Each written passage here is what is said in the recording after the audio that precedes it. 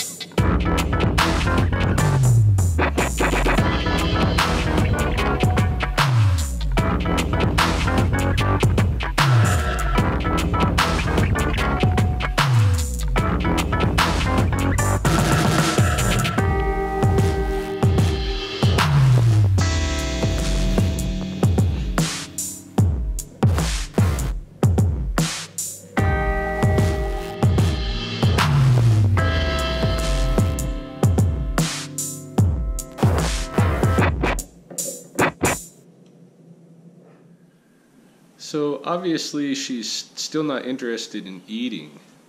In fact, I left the mouse in there for about 3 hours or so.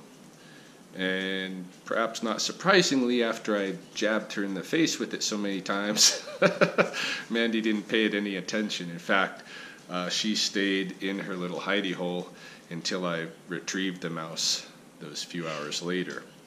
But what I noticed when I was feeding her, and what probably some of you have picked up in watching the video clip, is that there's some changes going on with Mandy. And if you didn't pick it up, or even if you did, check it out because it's even more pronounced today. Take a look at her. Check out her eye. And Mandy is showing the real classic appearance here of a snake who's gonna shed. Her eye scale is already up off of her eye. That's why it looks gray or blue. And the rest of her skin is looking more dull than usual.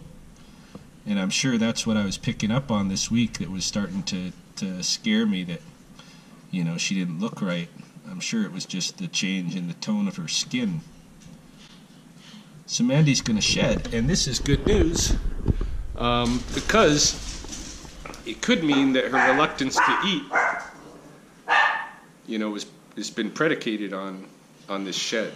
Maybe, as Chicago Nana has suggested, I think several times, maybe Mandy, when she comes out of brumation, usually is going to shed first before she starts eating. So this is, I think, a strong possibility now.